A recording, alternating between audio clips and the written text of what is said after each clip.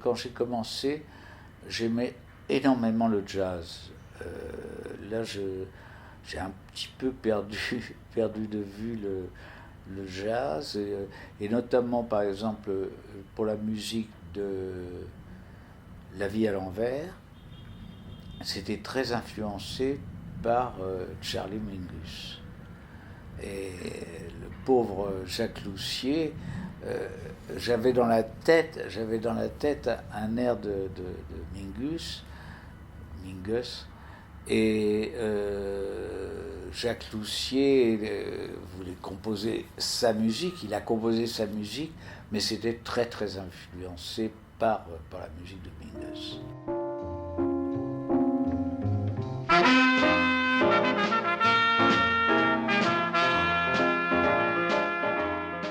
Dès le départ, j'avais un air qui me poursuivait, qui était un air en spirale et qui correspondait tout à fait au caractère. C'était un film à la première personne et qui correspondait tout à fait au parcours du personnage principal qui était Charles Denner. C'est vrai, j'avais appris à regarder autrement.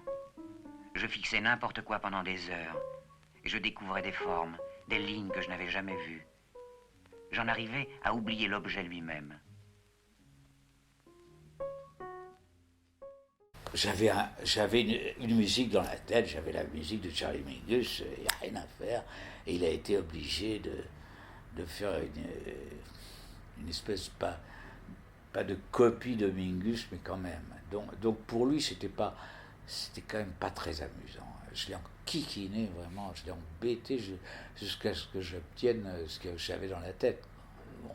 Dans La Vie à l'envers, la musique joue aussi, j'ai l'impression, cette vie à l'envers, où justement au début, les instants de jazz jouent le côté social du personnage, et au fur et à mesure, il y a de moins en moins de musique, comme si justement la musique qui s'abstenait correspondait au retranchement du personnage. Oui, tout à fait. Je pense que à la fin, si on avait mis de la musique, on ne la retrouve que vraiment dans la scène finale, mais après que ça soit terminé, c'est-à-dire qu'on est fixe et on a la musique. Parce que ça aurait nui tout à fait au parcours presque initiatique du personnage, incontestablement.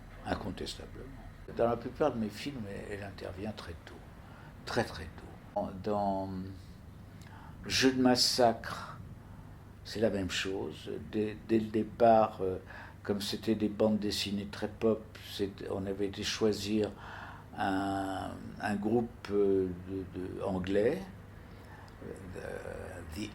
The Alan Bonset.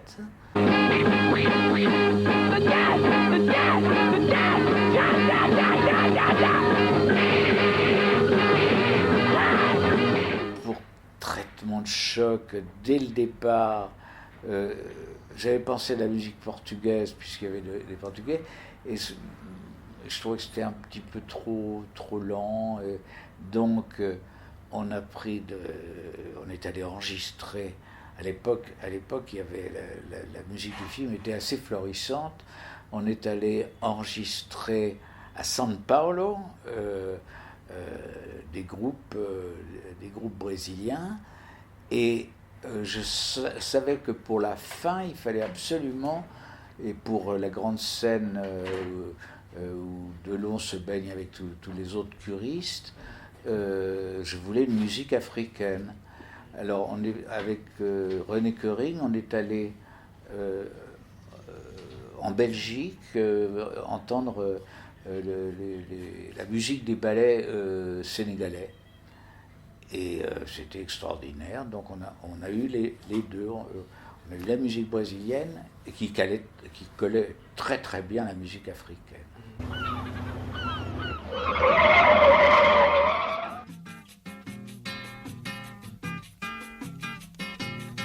Paraíso de pobre é enterro. Paraíso é barraco de zinco. Senhor,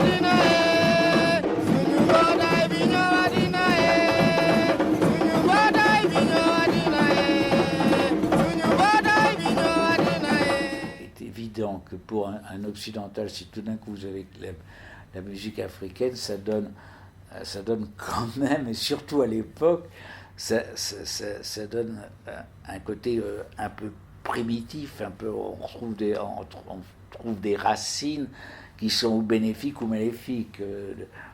Donc ça s'adaptait parfaitement au sujet. Voilà. C'est surprenant, ça surprend, une musique africaine. Mais je dois dire que je dois avoir une fascination pour la musique africaine. J'aime beaucoup, beaucoup, beaucoup. Une chose, alors moi, qui me fascine dans la musique africaine, c'est peut-être une des raisons pour lesquelles je me suis un peu détaché du jazz. Le numéro de batterie, qui est presque un numéro obligé dans le jazz, c'est de la batterie de jazz. Alors que les percussions africaines, c'est une mélodie, c'est horizontal. Et ça, c'est ce qui me fascine, c'est qu'ils arrivent, et on a ça aussi dans la musique brésilienne, c'est qu'on arrive à voir que la percussion devient mélodique. Et ça, c'est exceptionnel, et c'est ce que j'apprécie énormément dans la musique africaine. C'est horizontal, ça évolue sans arrêt, comme une mélodie.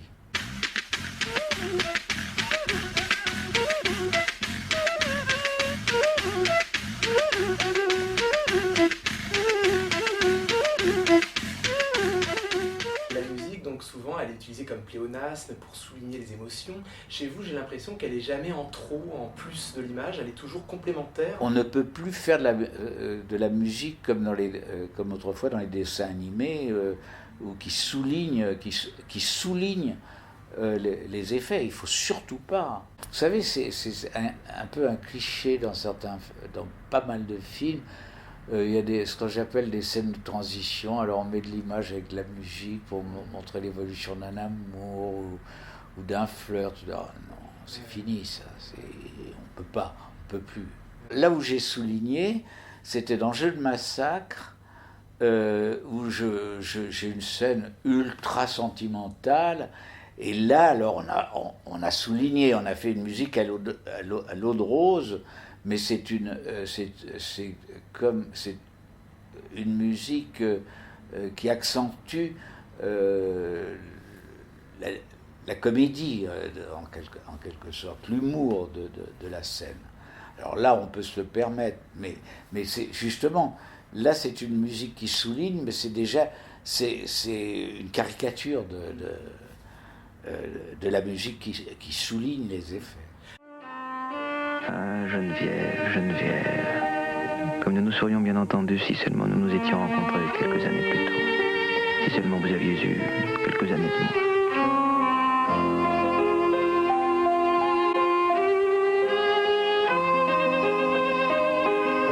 Lorsque vous faites vos premiers montages de travail, des bouts à bout, ce qu'on appelle des bouts à bout, vous choisissez déjà des disques. Ça vous donne une idée, vous voyez les effets que vous pouvez obtenir. Ça, je l'ai fait beaucoup, hein. Je l'ai fait notamment pour Traitement de choc. On avait quasiment la musique. C'est pour ça le musicien a voulu que je co-signe avec lui. En fait, j'avais un choix très précis. J'avais un choix très précis de la musique que je voulais mettre. Je dois avoir une bonne oreille, mais je ne suis pas musicien. En fait, quand il est arrivé pour composer la musique, René Koering, il avait déjà son cadre. Je savais qu'il fallait de la musique africaine, je savais qu'il fallait de la musique brésilienne.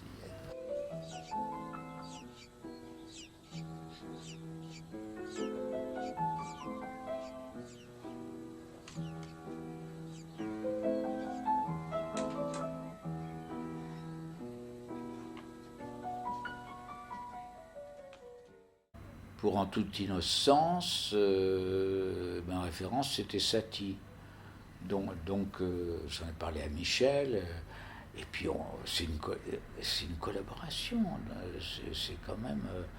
Je travaille avec un musicien comme je travaille avec un acteur. C'est une collaboration. Mais j'aime beaucoup le piano.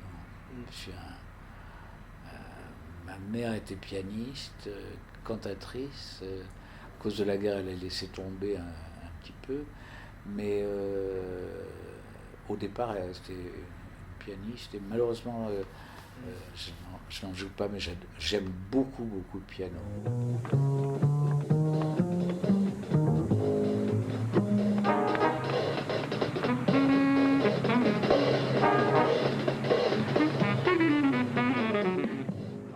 Dans Jules Massacre, j'enregistrais chez Barclay. J'avais une remarque à faire sur le batteur, donc je ne le regardais pas, je parlais avec le musicien, et c'était un grand batteur, qui faisait partie de Playback, les musiques de Jacques Loussier. Il était au fond du studio, il savait que je parlais de lui. Et ça, c'est extraordinaire, parce que ce sont des gens qui ont une sensibilité exceptionnelle. Et ça, c'est les musiciens, mais comme les acteurs. Les acteurs, ils savent quand vous êtes satisfait d'une prise ou pas. Ils savent, pas besoin de parler.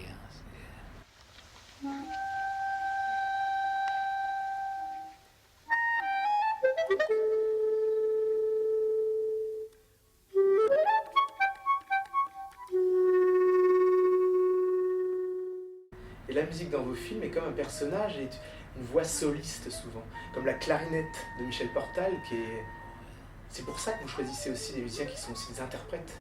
Oui, c'est très, très, très important, très, très important. Avec Michel, on a eu vraiment une très belle collaboration. Alors, il avait un poste, enfin, on l'entendait beaucoup dans la musique de Paradis pour tous, et c'est pour ça qu'après j'ai voulu collaborer avec lui, parce que j'étais vraiment heureux de travailler avec lui. En plus, c'était un homme merveilleux.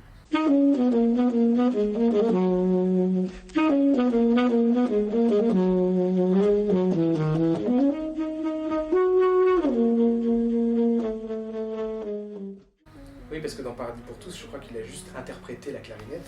Oui. Ce motif en boucle, il y a quelque chose dans cette partition d'obsédant. Oui, absolument, c'était ça. C'est un peu la musique du bonheur factice. Là, on a utilisé à certains moments la musique comme un dialogue. Il y a un instrument pour la fille, un instrument pour Patrick.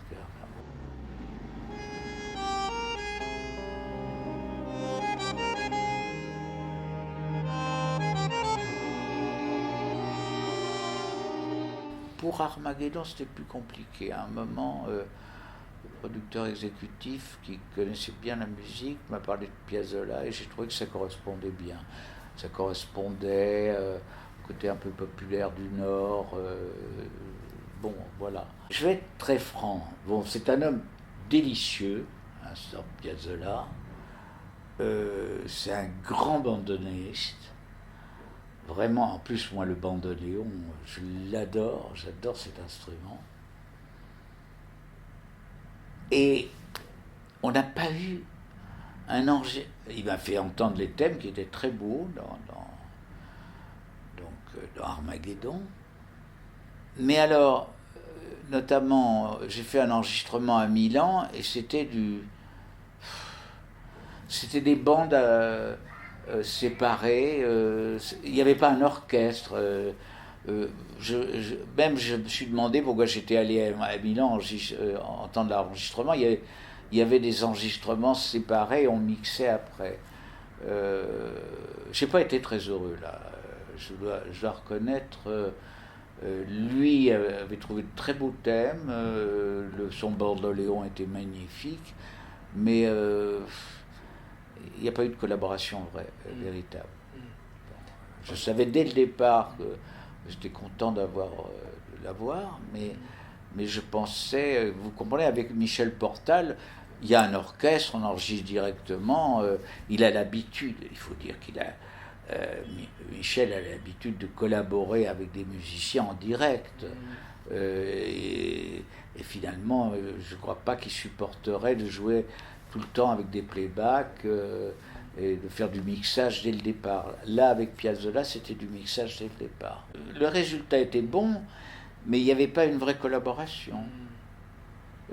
C'était un peu frustrant. C'était, je dirais, de l'informatique, quoi.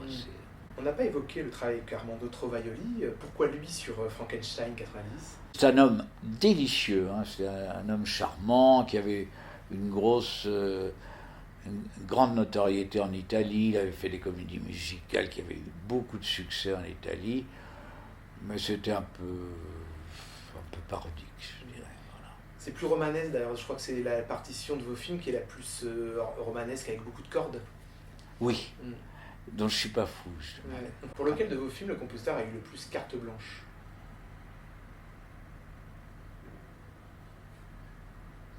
Pas beaucoup. Ouais. C'est très important d'avoir un thème. Ça, il me semble que c'est vraiment important, mais enfin, ça dépend selon les films. Hein. On avait un qui revenait souvent, c'était dans Paradis pour tous.